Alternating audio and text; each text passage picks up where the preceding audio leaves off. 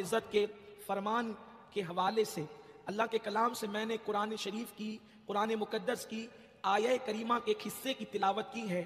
میرا اللہ اپنے بندوں سے کہتا ہے وَاشْكُرُوا لِي وَلَا تَكْفُرُونَ، شکر کرو اور ناشکری نہ کرو، شکر کرو اور انکار نہ کرو، یعنی کہ اللہ تبارک و تعالیٰ نے جو نعمتیں تمہیں عطا کی ہے اس پر تم اللہ کا شکر ادا کرو۔ اس لیے کہ جب خدا کی نعمتیں ملتی ہے اور انسان شکر ادا کرتا ہے تو اللہ تبارک و تعالیٰ فرماتا ہے لَإِن شَكَرْتُمْ لَأَزِيدَنَّكُمْ، کہ جب کوئی اللہ کی نعمت پہ شکر ادا کرے تو اللہ تبارک و تعالیٰ اس کو مزید عطا کرتا ہے۔ اللہ تبارک و تعالیٰ کی بے شمار نعمتیں ہیں، اللہ کی نعمتوں کو ہم شمار بھی نہیں کر سکتے، اللہ کی نعمتوں کو ہم گن بھی نہیں سکتے۔ انہی نعمتوں میں ایک بہت بڑی نعمت ہے جسے صحت کہتے ہیں، جسے تندرستی کہتے ہیں۔ اسلام میں صحت کی بڑی اہمیت ہے۔ اس کی وجہ یہ ہے کہ انسان صحت مند رہے گا تو وہ نمازیں بھی پڑھے گا، انسان صحت مند رہے گا تو وہ قوم کا بوجھ بھی اٹھائے گا، انسان صحت مند رہے گا تو وہ لوگوں کی مدد بھی کرے گا، انسان صحت مند رہے گا تو وہ اپنے بال بچوں کی پرورش بھی کرے گا، انسان صحت مند رہے گا تو وہ اپنی قوم کو عروج و ترقی کی منازل پر لے جا کر کے کھڑا کرے گا، انسان صحت مند رہے گا، بلکہ انسان صحت مند ہے تو گھر بھی صحت مند ہے، گھر صحت مند ہے، محلہ صحت مند ہے، محلہ صحت مند ہے تو شہر بھی صحت مند ہے، شہر صحت مند ہے تو ملک صحت مند ہے، ملک صحت مند ہے تو بر اعظم صحت مند ہے، بر اعظم صحت مند ہے تو پوری کائنات صحت مند ہے۔ پتہ چلا کائنات کے صحت مند ہونے کے لیے، کائنات کی خوشی کے لیے انسان کا صحت مند ہونا بے پناہ ضروری ہے۔ اسلام نے صحت کا خیال رکھنے کا بڑا حکم دیا۔ صحت بہت بڑی نعمت ہے، کہا جاتا ہے تندرستی ہزار نعمت ہے، لیکن صحت جو ہے وہ موٹے جسم کا نام نہیں ہے، اور جو ہے اللہ اکبر صحت جو ہے وہ دبلے پتلے جسم کا نام بھی نہیں ہے۔ صحت کہتے ہیں کہ انسان جو ہے اللہ اکبر اس کی طبیعت اعتدال پر رہے، یعنی کہ نہ اس کا جسم اتنا گرم رہے کہ اس کو دیکھ کر کے بخار کا اندازہ ہو، نہ اتنا ٹھنڈا رہے کہ یوں لگے کہ کہیں اس پر موت تو طاری نہیں ہو گئی ہے۔ میرے پیارے آقا علیہ السلام کے پیارے دیوانوں، صحت بڑی چیز ہے اور اسلام نے صحت کا بڑا خیال رکھنے کا حکم دیا۔ اسی لیے آپ دیکھیں اللہ اکبر، اگر کوئی بیمار پڑ جائے تو اللہ کے رسول علیہ السلام نے اس کو تاکید فرمائی کہ بیمار پڑو تو اپنی بیماری کا علاج کراؤ، اس لیے کہ اگر کوئی شخص بیمار پڑے اور وہ جان بوجھ کر بلا عذر شرعی اپنا علاج نہ کرائے اور وہ مر جائے تو وہ گنہگار ہوگا۔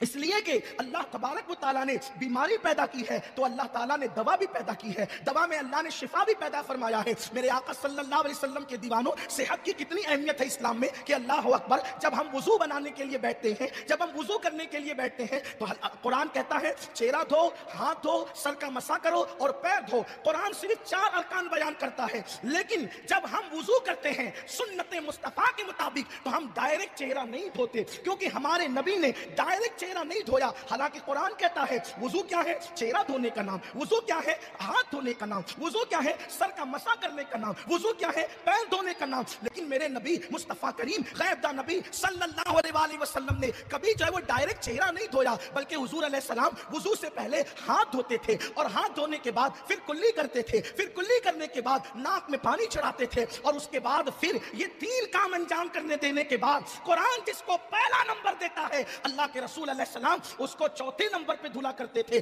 اس کی وجہ کیا ہے؟ یہ وجہ تو مصطفیٰ جان رحمت اس کی حسن اصل و حکمتیں جانے، لیکن حکیم کے ہر کام میں حکمت ہوتی ہے۔ ہمیں جو سمجھ میں آتا ہے کہ پہلے تو چہرہ دھونے کے لیے قرآن بات کرتا ہے، مگر اللہ کے رسول ہاتھ کیوں دھوتے ہیں، منہ میں پانی کیوں ڈالتے ہیں، ناک میں پانی کیوں ڈالتے ہیں؟ گویا کہ حضور کو امت سے اتنا پیار ہے کہ وضو کرتے وقت کوئی بدبودار پانی تیرے منہ سے نہ لگ جائے، کوئی بدبودار پانی تیرے منہ سے نہ لگ جائے، کوئی اللہ اکبر ایسا پانی جس کا مزہ خراب ہے وہ تیرے منہ سے نہ لگ جائے، جس کا رنگ خراب ہے وہ تیرے منہ سے نہ لگ جائے۔ کہیں ایسا نہ ہو کہ وضو کرتے وقت جو ہے پانی کا مزہ خراب ہو، یا پانی کا کلر خراب ہو، یا پانی کے اندر بدبو آ رہی ہو، تو اگر تو ڈائریکٹ چہرہ دھوئے گا تو تیرے چہرے کو نقصان نہ ہو، تیری صحت کو نقصان نہ ہو۔ تو پہلے ہاتھ دھویا، ہاتھ دھو کر کے اندازہ ہو گیا کہ پانی کتنا ٹھنڈا ہے، کتنا گرم ہے، کتنا اچھا ہے، کتنا برا ہے۔ منہ میں ڈالا تو اس کے مزے کا اندازہ ہو گیا، ناک میں ڈالا تو اس کی بو کا اندازہ ہو گیا، اس کے بعد پھر چہرہ دھلا۔ آپ اندازہ کریں جس مذہب نے وضو کے وقت اتنی احتیاط صحت کے حوالے سے بتائی ہو، اب آپ اندازہ کریں۔ میں زیادہ تمہید کی طرف نہیں جاتا میرے آقا علیہ السلام کے دیوانوں، جس قوم میں مریض زیادہ ہوتے ہیں وہ قوم بیکاری بنتی ہے، جس قوم میں مریض زیادہ ہوتے ہیں وہ قوموں پر بوجھ بن جاتی ہے۔ آئیے آپ مجھے بتائیں، اللہ اکبر، آپ دیکھیں تو تو صحیح, सेहत की बात आई तो अर्ज करूं, मेरे आका अलैहिस्सलातु व तस्लीम फरमाते हैं, पानी पियो तो बैठ करके पियो, पानी पियो तो देख करके पियो, कहीं पानी के अंदर कोई नुकसान पहुंचाने वाले अनासिर तो मौजूद नहीं है. सेहत का इतना ख्याल रखा गया. लेकिन आओ आओ मेरे आका अलैहिस्सलाम के दीवानों, जिस मजहब ने और बिलखुसूस हमारे नबी ने हमारी सेहत का इतना ख्याल फरमाया कि अल्लाह अकबर, मेरे करीम आका सल्लल्लाहु अलैहि वसल्लम ने हमें कभी गुस्ल का हुक्म देकर, कभी कसरत वजू का हुक्म देकर, कभी लुक़मे चबा चबा के खाने का हुक्म देकर हमारी सेहत का ख्याल किया. लेकिन मेरी कौम, अल्लाह अकबर, मगरबी तहजीब के दलदल में बहने वाली कौम ने अपनी सेहत का कोई अंदाजा न किया. अल्लाह अकबर, जो मजहब यहां तक कहता है कि गरम खाने में फूंक मारकर मत खाया करो, गरम मशरूब में फूंक मारकर मत पिया करो, क्या होगा? तुम फूंक मारोगे तो मुंह के जरासीम उसमें चले जाएंगे, फिर वो पेट में जाके तुम्हें नुकसान पहुंचाए. तुम्हारे मुंह के जरासीम तुम्हारे पेट में जाए, ये भी अल्लाह के रसूल को गवारा नहीं है, ये भी अल्लाह के रसूल को गवारा नहीं है. मगर उसी रसूल की मानने वाली कौम मगरबी तहजीब की ऐसी दिलदादा हुई, ऐसे अंधे मुकल्लिद बने मगरबी तहजीब के फैशन के नाम पर मगरिब ने जो दिया आंख बंद करके ले लिया. ये तक नहीं देखा कि इसमें फायदा है कि नुकसान. अब जो मजहब गरम चाय पीने से भी रोकता हो कि इतनी गरम चाय मत पियो जिससे मुंह जले, इतना गरम खाना मत खाओ जिससे मुंह जले, उस मजहब के मानने वाले उन नशेली अशिया को इस्तेमाल करते हैं जो उन्हें किस्तों में मौत से करीब कर देते हैं. उस शराब का इस्तेमाल करते हैं जो इंस्टॉलमेंट पर उन्हें मौत से करीब करता है. अल्लाह अकबर, और अपनी सेहत को तबाह करते हैं, अपनी सेहत को बर्बाद करते हैं. मेरे प्यारे आका सल्लल्लाहु अलैहि वसल्लम के प्यारे दीवानों, मगरिब तुम्हें तंदुरुस्त देखना नहीं चाहती, इसलिए कि वो जानते हैं जिस दिन तुम तंदुरुस्त रहोगे तो उनका जीना हराम हो जाएगा. क्योंकि जब तुम तंदुरुस्त रहोगे तो कौमों की इमामत भी तुम करोगे, कौमों की क़ियादत भी तुम करोगे, कौमों को जो है वो साहिल निजात पर भी तुम ले जाओगे. उन्हें पता है कि जिस दिन मुस्लिम जवान मुसलमान बन गया, दुनिया की कोई ताकत इसको शिकस्त नहीं दे सकती. इसलिए